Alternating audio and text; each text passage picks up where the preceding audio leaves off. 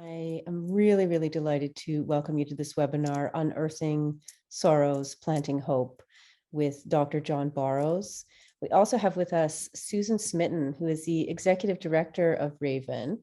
And we're really excited to have kind of a year retrospective from Susan. I'm so honored and glad to call Susan my friend, my mentor. We've worked together for 7 years at Raven. From the very beginning, when we were struggling to pay phone bills, and really just it was a wild dream to think that we could tackle such big projects. And since I've come on the team, we've stopped pipelines, we've stood with Indigenous nations who've halted open pit mines, protected thousands of hectares of wild lands, and really been part of creating better laws.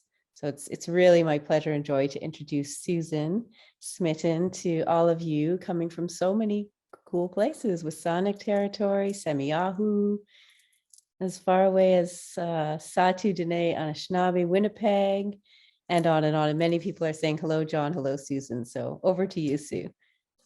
Hello, everyone. Welcome to this space. We're so happy that you could join us. I join you from the traditional territories of the Lekwungen speaking peoples. And so many of you have been following our work, I think, for some time now, but some are newer. And so I will do my best I'm going to just hit start so I don't run it, in my 5 short minutes to recap this year, as well as add a bit of relevant history. So I'm going to start with some good news.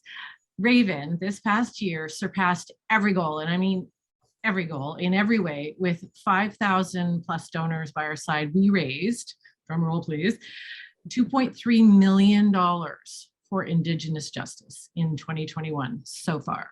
We're not through December.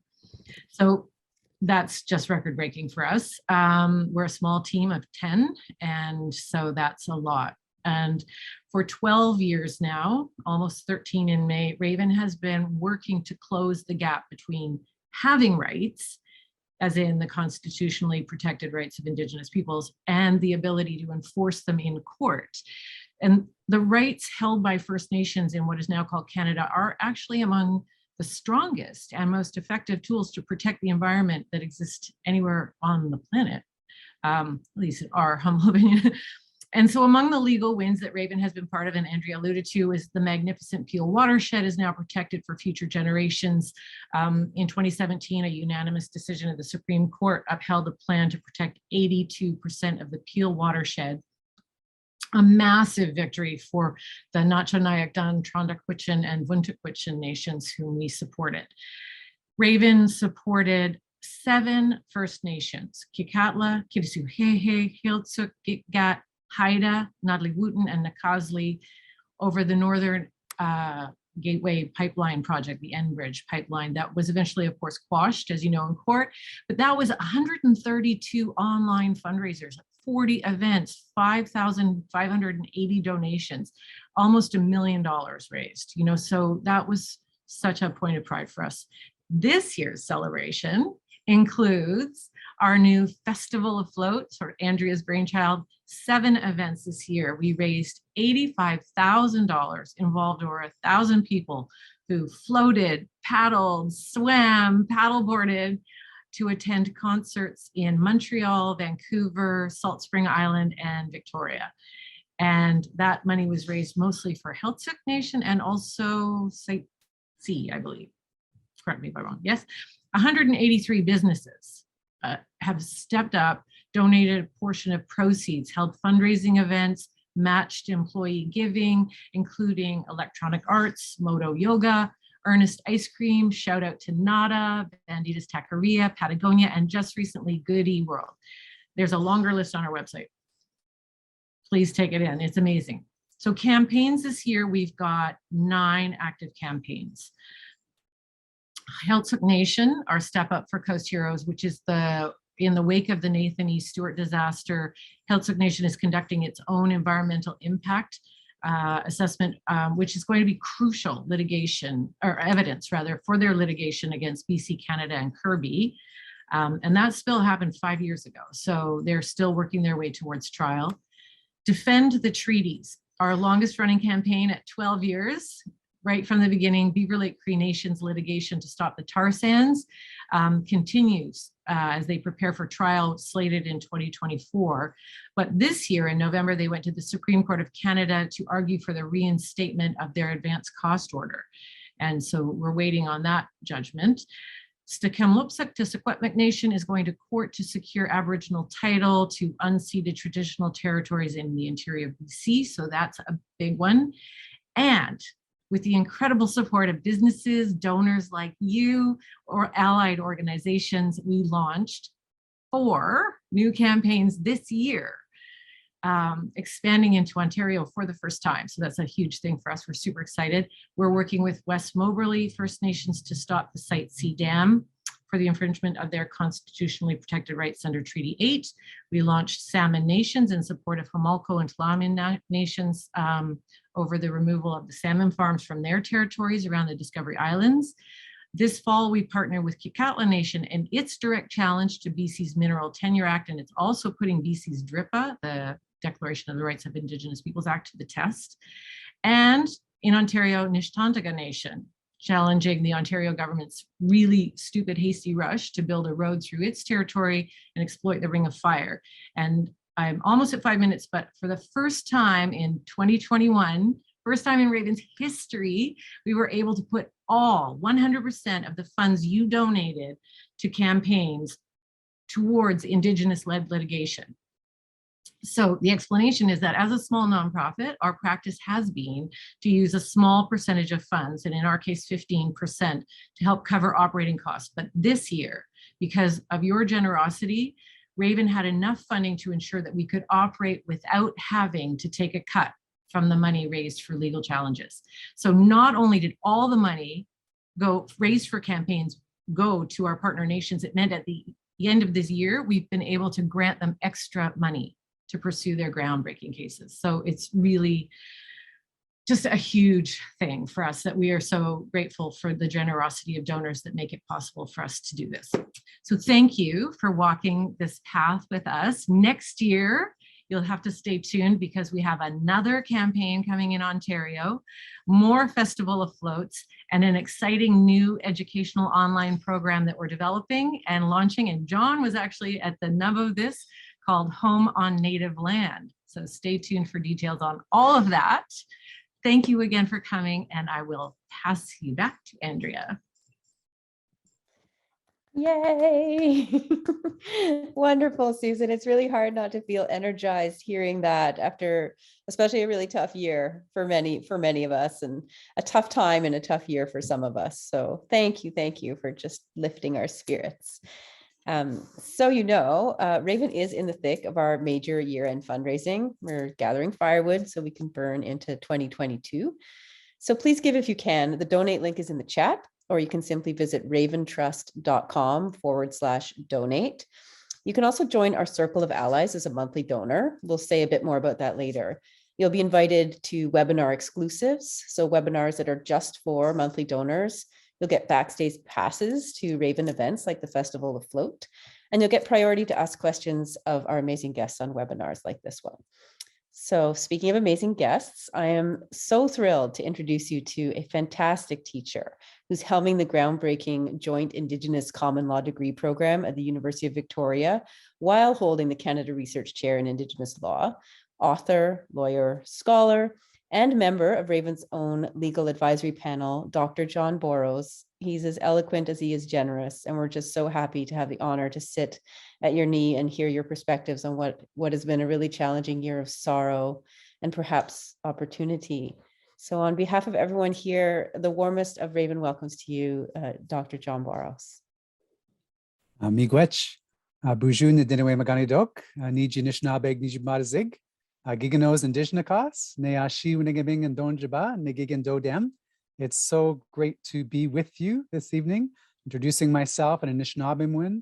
My home is the Cape Croker Indian Reserve on the Saugeen Peninsula, Neashi Winigabing. And my name is Giganos, which is my third great-grandfather's name that I carry. And I'm of the Otter clan, Nigigan Dodem. And I'm speaking to you this evening from Lekwungen-speaking People's Territory And the Wasanich people also have a relationship with this territory. And I'm so grateful to be in this beautiful part of the world. It's also wonderful to see all the greetings on the chat, to understand where everyone's coming from and to see that enthusiasm and that energy coming back at us. And so thank you for being a part of this evening together. Also, Susan, and the work that's being done in Raven is needed and critical. And the work that you're helping to facilitate, the whole team at Raven, is making a significant difference. And I really do hope that others will feel that opportunity to get involved as well. This is a really important subject that we've been asked to think about this evening in terms of unearthing sorrows and planting hope, right? The invitation here is that it's been a painful unearthing in 2021 with the discovery of unmarked graves at residential schools around the country, the violent upheavals in Wet'suwet'en territory and beyond. There's all of these sorrows of the past, but also there's an ongoing set of denials that we're experiencing, and this weight is being carried in the here and now. But as the invitation also says, at the same time, just as some plants can only flourish in soil that's been radically disturbed, there's been an awakening. And as we work together, we're finding that those sorrows that have been unearthed have led to courageous conversations, and that earth prepares the ground, that disturbance of the earth prepares the ground for seeds of new growth and revitalization and resurgence and possibility. And so this is the teachings of understanding the cyclical nature of what we live in. And this evening, I wanted to share with you how important Indigenous law is to the planting of hope and the looking forward to other possibilities that are there before us. And it is the case that Indigenous peoples have laws, standards, and principles for making decisions, criteria and benchmarks and guidelines that they measure what their activities can be.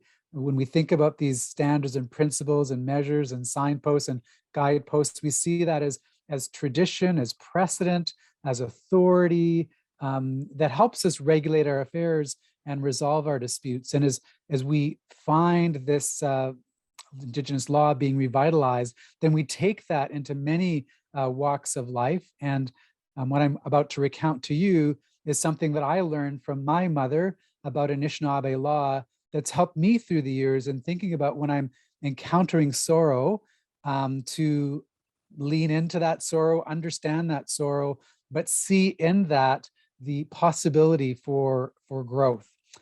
And so I was living on a farm as a young person. We had a beautiful 150 acres.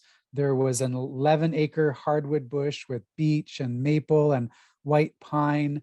There was a ravine that ran through the middle of our farm that was fed by a spring and a pond, and it was amazing to be able to see that change through the season as that water ran through.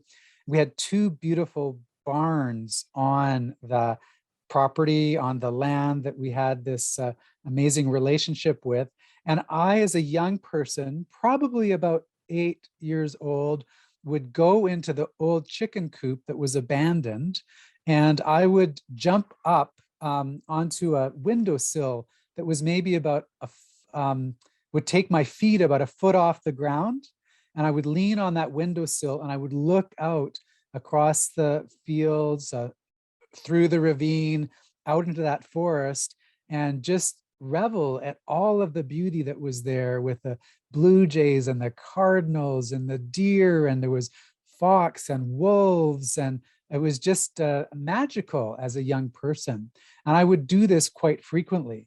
I can remember though one time being in this coop, looking out, having this amazing experience, and then pushing myself off of the windowsill and then landing on the ground and actually landing on a board that had a nail in it. And the nail went right through my foot. And I can still recall looking down at my old North Star running shoes with the two stripes on them, and having to pull my foot off of that nail, and of course just being in traumatic shock that this had happened in this place of beauty.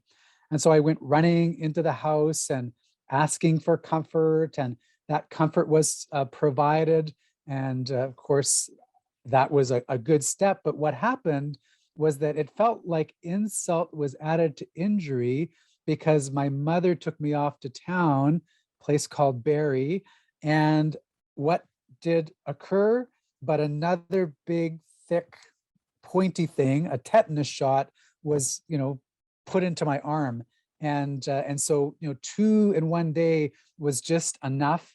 And I felt like sort of betrayed by what was otherwise, up to that point, just a life filled with that wonder in that place. And so I didn't go back into the barn. Why would I go to this place of hurt and trauma and sorrow and the consequences that flowed from that, even though it helped me, didn't feel like help at the time, given what I had to go through. And so I stayed away for a couple of years, and of course continued to enjoy other parts of the land, but that was a no-go zone. Well, one day I was walking down the ravine, and I came to the foot of a huge old, 200-year white pine that was on that land. And my eye was caught because at the bottom of the tree was a flurry of activity. And of course, I was curious about what was going on there. And when I got closer, I saw that a hawk was injured, and it was at the bottom of that tree. It must have fallen out of the nest, or fallen off the tree, and it was clearly struggling, and it was clearly in great pain. And so what do? I'm 10, and so I run back to the house, and I get my mother, and I tell her what's there. And so she puts on a big coat, and she puts on her gloves and her big boots, and so we go out through the barnyard, down the ravine to the base of the white pine, and she sees this beautiful bird, which we call Kekak, K-A-K-A-K in Anishinaabe, and she starts to talk to me about the meaning of this beautiful life, and that we need to do what we can to try to bring this bird back to health. And so she picks up the hawk, and she cradles it in her arms with the talons away from her body, because they're, of course, quite powerful. And the beak of the hawk is also powerful, but she put something over the eyes of the hawk and cradled it in this way. And we walked back together through the ravine, through the barnyard. And what did she do? But she took the bird to this old abandoned chicken coop. And the window had been sealed up with plastic by that time. And it was a structure that was probably, maybe 50 feet by 20 feet wide. And so there she left it, as she then got back into the house and started talking to me about what we might do. And she'd phoned home to ask what we would do in this situation, talk to our Otter clan and other clan families. And then she also called the Ministry of Natural Resources. Well, they came out to see what was there, and they made a diagnosis that this bird has broken its wing and it has no chance of survival, and it would be best if we put it out of its misery.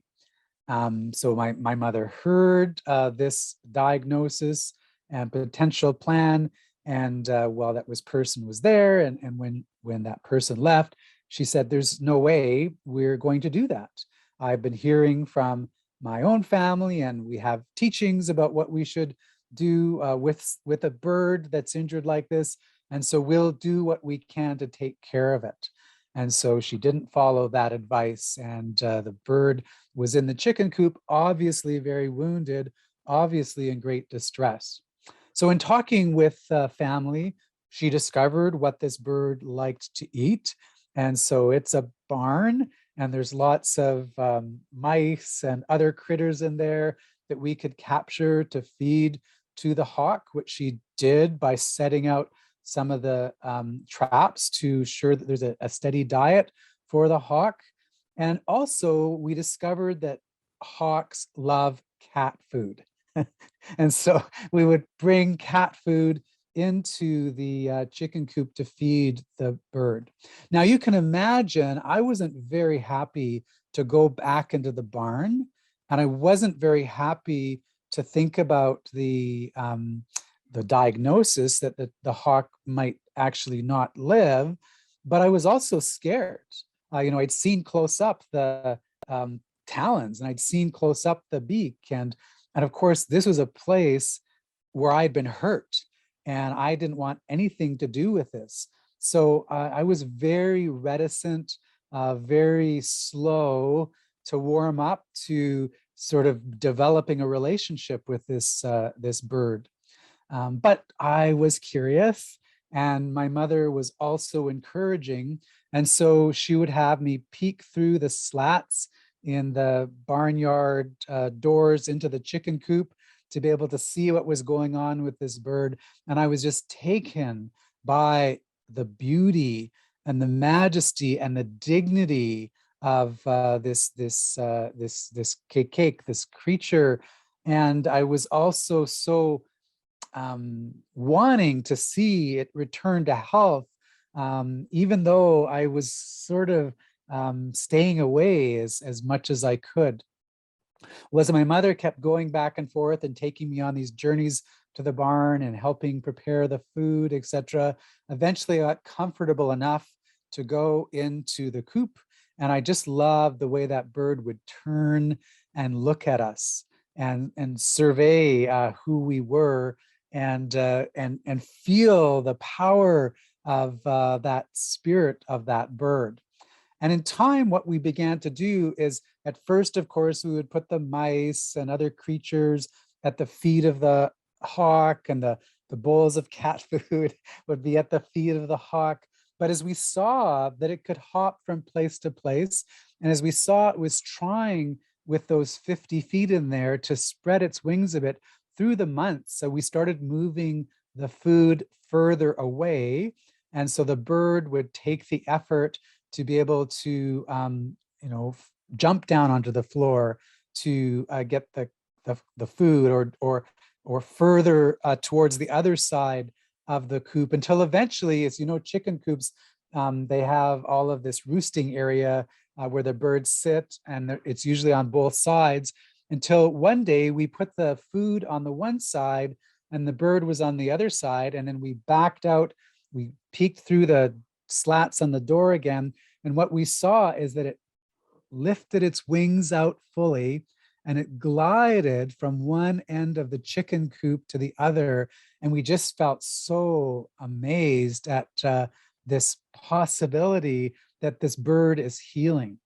And so we saw that go on for some time, and my mother again kept talking to and feeding and developing and teaching me about this bird. And then I was encouraged to get a project together for my grade 5 class. And so I drew pictures, and there was lots of feathers that I took into my classroom. I told stories about this bird from our family. And so there was a growth of possibility. And I found myself being less hesitant going into that space. Well, the time came that we thought, this bird looks like it's healed. And so we wanted to free the bird. And so what we did is there was huge sliding barn doors on the side of the barn that were probably like 15 feet by 15 feet, like big barn doors that could take lots of equipment into it. And of course, we then also opened the chicken coop door. And so we opened the chicken coop door, and we opened the doors to the side of the barn, and we We went back into the chicken coop and sort of peered through the slats, and the bird just sat there. And I thought, well, who could blame it, right? It's safe, it's protected, it's getting all the food that it wants. Why would this bird leave in that situation? And so we had to devise a plan. And the plan was to leave little morsels of food, almost Hansel and Gretel style, out the door of the chicken coop, and then from the door of the chicken coop to the threshold of that huge barn door that looked out to the ravine and the fields and the hardwood bush beyond. And eventually that bird went from station to station until it was standing on the threshold of that big barn door. And it stood there for some time. I can still remember seeing this in my mind, and it would look back at us, and then it would look away out to the barnyard and look back at us. And there was this real sort of calculation that I felt was happening there. And this seemed to go on forever until again, it did what we'd seen in the chicken coop, whereas it extended its wings and it caught the draft over the barnyard, and it just soared from the one side of where that door was to the other side, landing on an old hand pump, the kind that you actually have to prime like this. And the bird sat on that hand pump for some time, doing what it had done on the threshold of the barn, looking back and forth to us and then looking out to the world beyond. That again seemed to take forever for that to come to pass. But eventually the bird did what it did before, which is it spread its wings and it took off.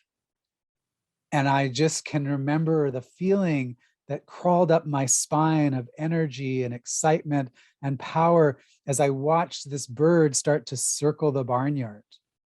And as it circled the barnyard, of course, it got broader and broader in those steps until it was at quite some height, circling over that place. And I always appreciated this lesson in Anishinaabe law for many, many reasons. But as I grew up on that farm, I would often see hawks, and I would often think of that experience and wondered if that was the particular hawk that we helped to get along with its healing journey. And what I felt like when I was there over a number of years, if it wasn't that hawk, I was thinking, I knew your mother or father or great-grandmother or great-grandfather. In fact, I started to look at the birds and think about knowing them generationally. And of course, it wasn't just with the red-tailed hawks. So what does this have to do with this theme this evening of unearthing sorrows and planting hope? Well, this message of Anishinaabe law is the idea, as I didn't realize this at the time. It was about 20 years later when I was really struggling as a law professor with all of the sadness and challenge and struggle that was present. And I often felt, as I reflected on that point later on, someone brought it to my attention, that what I was seeing with the law and my experience with trying to deal with this in society was a little bit like what happened when I was that young boy, 8 years old, in that chicken coop. Like when I started law school, I was wide-eyed. I had so much hope.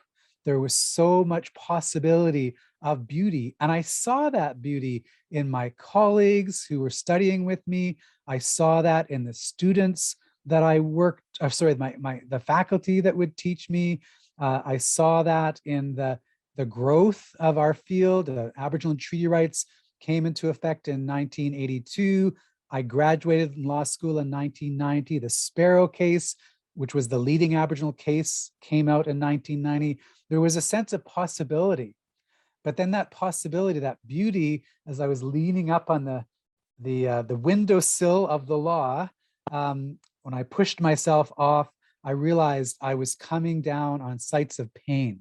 I was really, as our communities and the students that I was teaching and my colleagues, we were struggling to recognize the depth of harm that was around us. And so I was tempted, and I did at times, walk away from some of those places that formerly had been places of beauty. They were now just places of impossible sadness. And so that's one part of what I was subsequently thinking about in that story. But then I remembered the other part of it, which is my mother, right? If you have someone that can teach you about the natural world and the steps that need to be taken to bring back healing to those that are suffering in that place, there is a possibility. And so what did she do? Of course, she talked with family and received lessons and messages from our family about what Anishinaabe law would require for this bird. And in this instance, she turned away from advice that was there in that state realm that would have just ended the life of this bird. And then watching her experientially give care, both by picking up something that could very much harm her, but nevertheless taking that danger into her hands, and then nurturing in a safe place the possibilities for that bird to take those next steps. So I was, in my later years, reasoning by way of analogy to what my mother had taught me about Anishinaabe law, and trying to analogize that experience to what we're facing in our broader legal landscapes. These places that should be places of beauty have nails, have broken wings, have we've been thrown from nests that should be protecting and sustaining us, and we should pause on that and recognize the harm of those things. But this case taught me more, which is a place of trauma can become a place of healing. But the pathway to healing is Anishinaabe law, learning from experience under the care and watchful guidance of an elder who will take me along and help me learn that. And then to think about that bird soaring is the possible hopes that we have for the future, that our laws will be taking wing, and that they will be surveying what we're encountering now from a whole other perspective. And when that lesson came to me, stitching together what I learned as a young person, and then thinking about my role as a law professor, and then thinking about this theme this evening, we are hurt. There are sorrows. The ground is being disturbed. And yet there are messages in the birds, in the winds, in our elders, in our laws, in our teachings, where again, places that are now traumatic and we don't want to go to because they've just not, one day, maybe those territories, our territories, will be places of beauty again, where we are drawn back, where we go from peeking through the slats of our territories to actually just be fully in our territories again, watching the cycle of life continue, such that our children and our grandchildren will look at the hawks and the eagles and the salmon, and we'll see our grandchildren, we'll see the great-great-grandchildren of those beautiful, more than human beings taking their place and giving us the different perspectives that our territories have to teach us when we revitalize our laws after that fashion. So I'm so grateful to think through with you these questions this evening. And I do appreciate what Raven is doing, because I think through your efforts as you're involved in this organization and through the efforts that are being partnered with the communities and those that are providing legal advice and policy advice and food, etc. That's the pattern, and that pattern does give me hope. It doesn't mean that everything is well, but we can see in our teachings from different nations. This is one small nation teaching from one small portion of the world, but I know from experience, teaching 30 years now, that these are from coast to coast to coast. And so thank you for being here this evening. Miigwech bizindueeg meet you, how, and I look forward to a few minutes of conversation through questions and comment if you have to offer them. Oh, Miigwech, John, thank you so much. I feel like your story needs space and time around it so we can fully absorb. It's so resonant and so layered. I'm glad this is being recorded so we can dip back into that stream again and again. Thank you also for your invitation to questions. Folks, if you can type your questions into the chat, then I will find them and pull them out and read them. I just wanted to give the first question to one of our monthly donors, David Bouvier, who asked, what can be done to shake the BC government out of its stance of aggression being perpetuated daily in this province by the paramilitary, he calls them goons, masquerading as police force. So alluding there to several situations that are quite alive in Indigenous territory. Yes, so that's a great question. And I think the answer is nuance is sacred, and beware the danger of a single story, which is there's probably many different approaches with many different communities and peoples with their different gifts and ways of dealing with this question that are required. As a teacher, I know that students have many different styles of learning.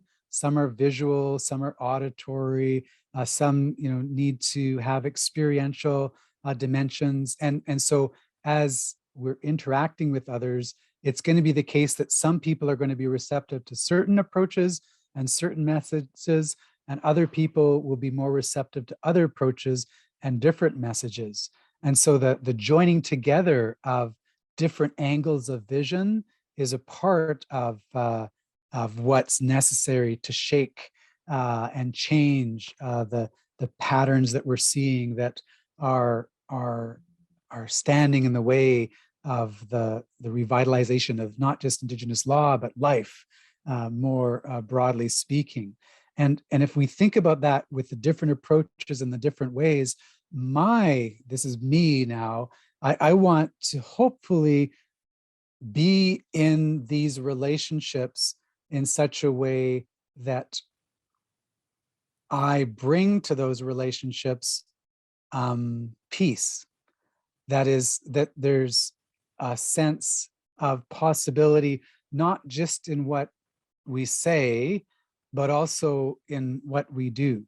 And so, I do think that, again, there's just so many different gifts and ways that people bring to this. And I'm not saying what my approach is the only approach, but if I go into a space with a piece, I find myself able to have a breath and maybe insight to what people are saying, because I perhaps don't just try to go to the defensive mode. I want to understand what it is and why it is and how it is that people are taking the approaches that they're taking. And then if I can deepen my understanding, then I might have other things occur to me to be able to be proactive rather than reactive, to use agency as opposed to being manipulated, because it's not the case that I'm hoping that I'm going to give my control over to them. I will still try as much as possible to find those patterns of breath and space and learning and understanding And then what happens from there is, there are blockades and there are court cases and there's negotiation and there's education and there's partnership and there's refusal. There's just a whole array of possibilities. But if I can go into a space with being aware of my own biases and my own partialities, it's not easy. I always find myself having to recalibrate. But if I can recalibrate, I feel like that's a good space for me and myself to be in. Wow. Thank you. Thank you. Again, glad we can listen to that again. You have a question here from Millie Nickerson, who question and a comment. I'll just read it for those who can't see the chat. So they say, hello, Dr. Boros. It's a delight to see and hear you again. As you know, one of my interests is in the resurgence of Indigenous nations, governments, and legal systems. I believe that this is an important path to healing as individuals, communities, and Indigenous settler relations. What do you see as the key challenges and opportunities to moving towards that goal? To what extent is this currently a goal for First Nations?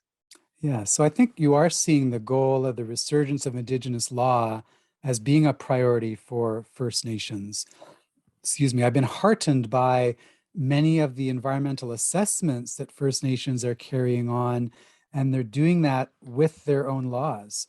The Skichitsin and Tecumloops, for instance, were considering two different mine proposals, the Ajax mine, and I'm forgetting the name of the other mine. And one they decided to accept because it was a redevelopment. The other they said, we're not going to accept because it would disturb a lake that was attached to one of their creation stories. That as they met together in their environmental assessment, they heard from elders and youth and women and political leaders. They heard from different families and clans. They told their stories. They considered the etymology of their language, the songs that they sung, provided, as I mentioned earlier, standards, principles, criteria, measures, signposts, guideposts. This is the precedent, the tradition, the law by which they would say how their territory would be regulated and how their disputes would be resolved. And of course, scientists were a part of that process as they conducted their own environmental assessment in accordance with their legal traditions. And then, of course, they made that information available to the people that wanted to do that work with the mine in their territory. And so sometimes it will be an invitation to come in if it's appropriate in relationship to Indigenous law. But if there's a violation of Indigenous law, as people use considered judgment about what their law requires and then harmonize that with the broader Canadian legal system, there are some times that you would say no to what occurs. And that kind of revitalization I see again happening from coast to coast to coast. I'm aware of 43 communities that have passed these kinds of laws that are engaging their own legal traditions around environmental assessment. You see that with the wood fiber LNG with the Squamish Nation, for instance, in the Burrard Inlet area. And of course, this is just about the environment. Indigenous peoples are revitalizing their laws around families and the care of future generations.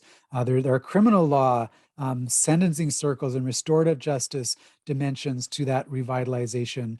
There are constitutional ways that Indigenous peoples are bringing forward their most general principles, both in oral terms and in writing, to see that revitalization. And of course, we still have feasts and potlatches and these other forms that are part of this too. So to answer the question, I think there is a great interest across the country. And with the United Nations Declaration on the Rights of Indigenous Peoples legislation, both Canada and the province of British Columbia that have passed laws to implement UNDRIP. UNDRIP is about the revitalization of Indigenous self-determination and Indigenous law, not as a free-for-all, but as, again, considered judgment that's drawn from mothers and fathers and red-tailed hawks and streams, etc., to make decisions about what to do when proposals come. Thank you. You know, the question was echoed by a couple of other people, so I'm just going to skip down to this one, which is everybody wants to see the braiding of the traditions and what does that mean and what does it look like? So thank you for speaking to that. This one is a little different. Tara asks, because the law moves so slowly and land claims are so financially prohibitive for First Nations, do you worry sometimes we'll run out of time, that the damage will be done and we can't go back? I do worry about that. There's an urgency with what we're talking about this evening. It's a crisis. This urgency and crisis should be called an emergency. And we need to be very aware and very time conscious, as it were. But recognizing that, it's also important to realize that if we get into a state of frantic and frenetic engagement, that can also do us a disservice because we don't have that peace that's necessary to live our laws. Because law is not something that's just done to you. Law is something you do. And if you're doing law in relationship to an emergency that's not bringing peace to it, if you're bringing more dis-ease or disease, or you're bringing more unsettled feelings and approaches to this, it's going to still be an unsettling. And so it's right. It's to recognize, eyes wide open to the danger that we're in and act with the utmost imminence, but going into that space with as much equanimity and understanding that would mimic the ways that we would like to be, that would replicate, that would enact the things that we're hoping to do. And so, Anishinaabe people, we have our language, of course, and it's Algonquian language. 80% of that language is verbs. And so law is in Akonage, right? It's a guided way of decision-making as a verb. Thinking about conjugating law, like what are the relationalities of law as opposed to categorizing law, putting it into little silos or boxes. And the point I need to make about this question is, in Anishinaabe, a time is a verb, but time is also, we have nouns. Some of those nouns are inanimate and some of those nouns are animate. So some things that we describe as categories, which is the 20% of our world, has this inanimacy, and 80% has this animacy. Well, this verb of time can be nouned, it can be turned into a noun. And when that happens, it's marked as animate.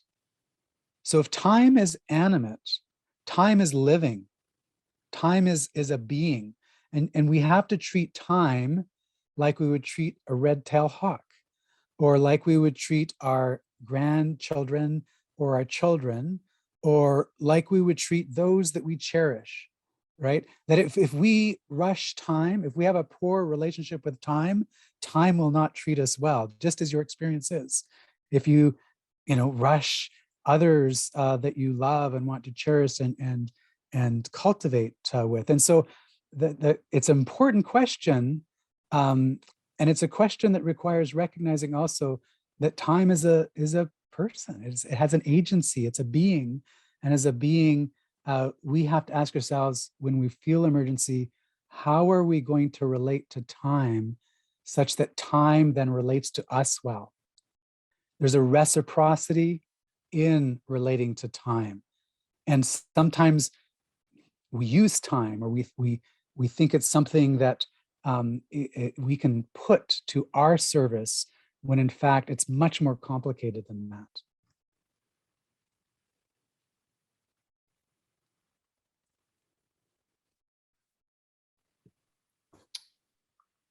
I'm taking these answers personally. I hope everyone is, because it's just so instructive for personal engagement in everything. I just love the way you saturate the world with the law as being a practice in everything we do. It makes us all, it gives us such agency. So I will circle back to this question, this idea of uniting Indigenous law with our current system of laws, because I don't know if everybody knows what you do at UVic or the work that you're doing there. Maybe you want to preface it by just describing that a little bit and then talk about some of the goals of that program. Yeah, so at the University of Victoria, we're teaching a joint law degree in both the common law and Indigenous legal traditions. And so throughout the country, you can go to law schools and you get a JD, and that JD would give you credentials to, if you get called to the bar, start practicing and providing advice when people bring problems to you that hopefully as a counselor, that is a lawyer, a legal counsel, you can be led along to some path to resolution. Well, at UVic, we're teaching that common law, but we recognize that never in Canadian history has Indigenous law been taught in our law schools, despite over 150 years of history. And that seems to me to be an incomplete picture of what our law is, because the laws in Canada don't just come from the common law in 9 of our provinces and the civil law out of Quebec. Yes, we are bi-juridical as a nation with common law and civil law traditions, but we're also multi-juridical, because it's not just the case that Anishinaabe law survives, as I tried to describe this evening. There's a Mi'kmaq and Passamaquoddy and Innu and Abenaki and Cree and Potawatomi and Odawa and Blackfoot and Salish and Tlingit and Haida and Inclapakmuk and Inuit. That is, these are laws that continue to guide the land. These are laws of the land. And it also so happens that the Supreme Court of Canada's legal doctrine says that when Aboriginal and treaty rights are involved, that a morally and politically defensible conception of these rights will incorporate both legal perspectives. So we can't send lawyers into the world just knowing the common law perspective. They also have to know something about Indigenous legal traditions, because again, a morally and politically defensible conception of Aboriginal rights will incorporate both Indigenous and common law traditions. And if Inclapakmuk views or Dene views or Tanaha views aren't a part of our standards, principles, criteria, measures, signposts, guideposts, traditions, precedents, and authority, we'll just always make our decisions based on the common law. And that's just not right. And so our law degree tries to encourage those students to, of course, learn the common law, but also to begin to understand what it might be like to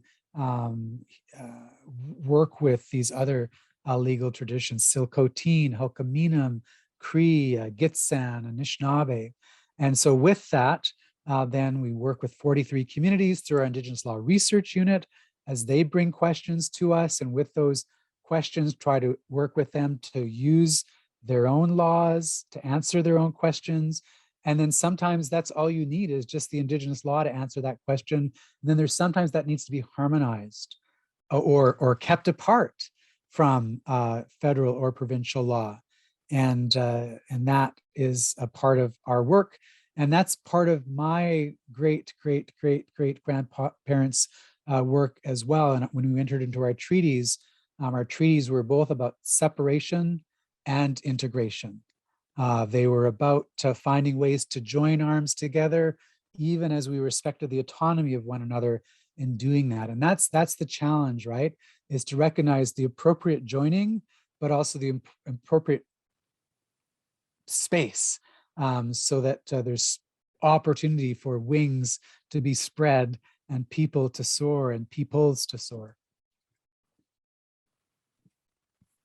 Beautiful, beautiful.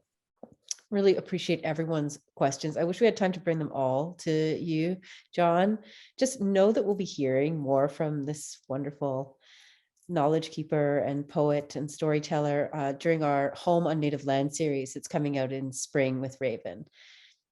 So I know a lot of people on this call are already donors to Raven, and for that, we're incredibly appreciative. as Dr. Boros has said before, supporting Indigenous people as they're standing up for their rights is a practice of law. And your practice of law in the form of contributions have allowed us to provide reliable long-term support for Indigenous peoples as they're raising their voices and defending sacred lands and waters. We take your investment, and in turn, we're able to grow our circle of support so we can actually back more nations' legal challenges, providing year in, year out support for cases that can take years to litigate. Right now, we're working really hard to bring another 100 monthly donors into the fold. This commitment of whatever you can afford each month, be it $10 or $100, really forms the backbone of our work. So you can join as a monthly donor at raventrust.com/donate. And if you choose monthly, when you donate, you'll be ushered into our circle of allies with all of its perks. In fact, if you join today, you'll be invited to another incredible webinar next week with the Cree comedian Sasha Mark and Tsimshian musician Saltwater Hank. And it'll be a really nice opportunity to join a community with fellow people who are doing the work to decolonize up here and occupy in here.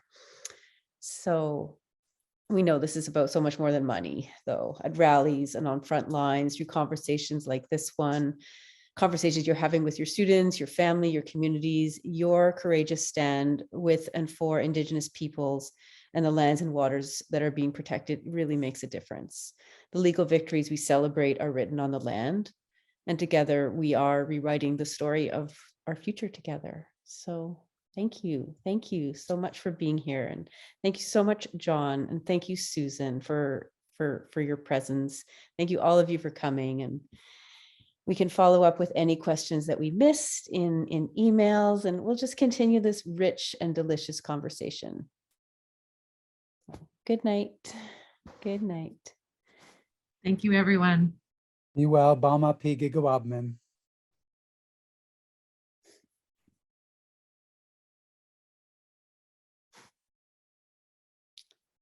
Okay, well, thanks, everyone. I'm just going to pop the donation link one more time into the chat. And if you're someone who meets other someones, let them know about Raven. Tell them why you support us, and let them know that it's an opportunity to put solidarity into action. So with that, Susan, I think we can say good night. Good night and happy holidays. Safe holidays, everyone. Be well. Take good care of each other. Bye-bye.